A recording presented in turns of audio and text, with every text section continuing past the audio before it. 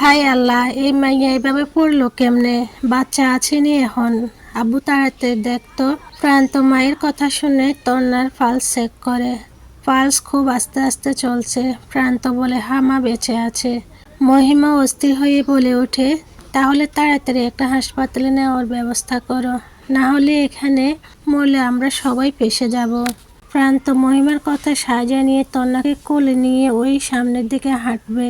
তখনই রহিমা বেগম বলে ওঠে, আরে শুন, সরকারি হাসপাতালে নিয়ে যাবি। ওই আইসিইউ না কি বলে, ওইগুলো দিবি না, মেলা টেহা লাগে।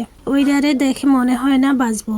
মহিমা রহিমার কথায় সাজা নিয়ে বলে, মা ঠিক বলেছে, আইসিইউ দেওয়ার দরকার নেই। আর ফর্মালিটি পূরণ করতে গেলে তুমি ওর হাজবেন্ড ওটা বলো না, অন্য কিছু বলবা। আর ফোন নাম্বার যে কোনো একটা দিয়ে দেবে। প্রান্ত সাজা নিয়ে তন্নাকে হাসপাতালের উদ্দেশ্যে রওনা দিল। আর ওরা যাওয়ার পরে রহিমা বেগম বলে ওঠে, আল্লাহ আল্লাহ কইরা ওই মাইয়া এই বাড়িতে না আইলেই হয়। হ্যাঁ আম্মু, আমিও চাই উটকো ঝামেলা দূর হবে।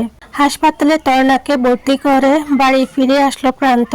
তন্নাকে একটা সাধারণ ওয়ার্ডে ভর্তি করা হয়েছে। যদিও ডাক্তার বলেছিল ওকে ইমার্জেন্সিতে ভর্তি করতে, কিন্তু প্রান্ত করেনি। ডাক্তার বলেছিল ইমার্জেন্সি ডেলিভারি বা অপারেশন করার জন্য, কিন্তু প্রান্ত রাজি হয়নি। ডাক্তারের কথায় বোঝা গেছে বাচ্চাটা বাঁচবে না, কিন্তু তাতে প্রান্তর কোনো কিছু যায় আসে না। যদিও প্রান্ত আরও কিছুক্ষণ হাসপাতালে থাকতে চেয়েছিল, কিন্তু মহিমা বারবার ফোন করে চলে আসতে বলার কারণে প্রান্ত বাড়িতে চলে আসে। এখন রাত 10টা। প্রতিদিন এই সময় এ বাড়ির সবাই ডিনার করে। প্রান্ত ও মহিমা ডাইনিং টেবিলে বসার সাথে সাথেই রহিমা বেগম ডাইনিং টেবিলে এসে বলেন। রহিমা বেগম বসার সাথে সাথে মহিমা রহিমার বেগমের দিকে তাকিয়ে আছেন। রহিমা বেগম ও মহিমার দিকে তাকিয়ে আছেন। দুজনের দিকে তাকাতে প্রান্ত বলে ওঠে, কি হলো, খাবার কই? তো বউ রান্না করেনি, আমি কেমনে রান্না করব?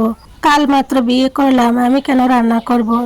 এই আব্বু তুলবো কি বলে এগুলা? আমি রান্না করবো এই শরীরে, এই অবস্থায়?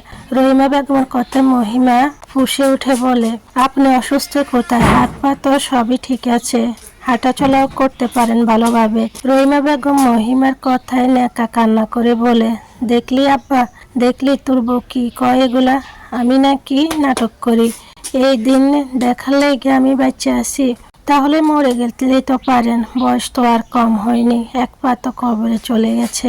হঠাৎ ওদের ঝগড়ার মাঝখানে প্রান্ত চুপ করে চিৎকার করে বলে, রেগে উঠে বলেন, এই নাটক শুরু করছো তোমরা দুজনে? তর্ণা তো গর্ভবতী ছিল, তাও তো ঘরে সব কাজ করতো, আরও কোনোদিনও বাড়িতে এমন অশান্তি করেনি, আর একদিনই তোমরা বাড়িতে অশান্তি শুরু করছে। কথাগুলো বলে প্রান্ত নিজে ঘরে চলে গেল।